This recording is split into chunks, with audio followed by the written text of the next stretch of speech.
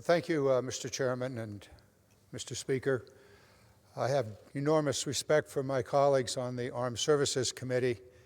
This particular piece of legislation that was it was amended into my bill 550, was debated for more than an hour and a half in the Armed Services Committee and on the floor when the National Defense Authorization Act was enacted.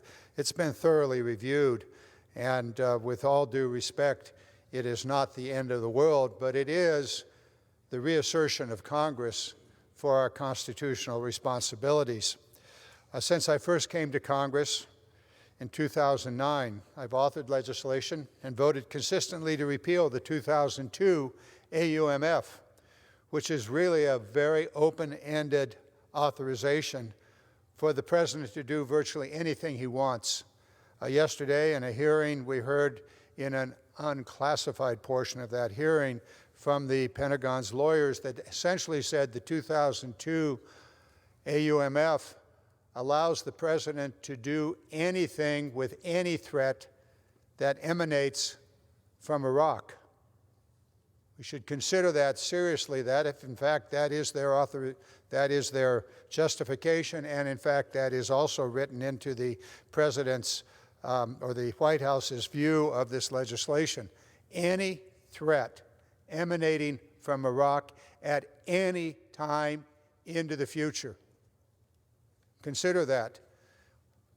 There could be no more powerful reason for us than to terminate the 2002 AUMF with regard to Iraq and come to our senses when there's an issue, bring it to the floor, and allow us to debate how we should deal with Iraq or Iran or any other threat in that area. Just going into some detail here, the War Powers Act is not eliminated by any of this legislation. It remains in effect. And the President has the authority under the War Powers Act and under Article 2 of the Constitution to protect America from imminent attack. It doesn't change. None of that changes. But what does change is that we are bringing back unto ourselves the power that the Constitution gives to us for very good reason. That is, war is a serious business. Between Iraq and Afghanistan, probably several $1 trillion, depending upon the estimate and the cost of maintaining our veterans into the future. $2 trillion, maybe more. Lives lost on every side of the war. And it goes on and on and on. And indeed, Trump came to office saying he's going to end endless wars.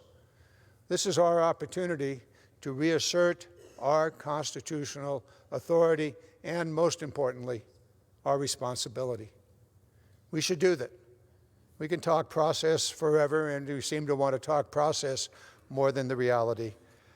I notice my time has expired, and with that, an additional 30 seconds.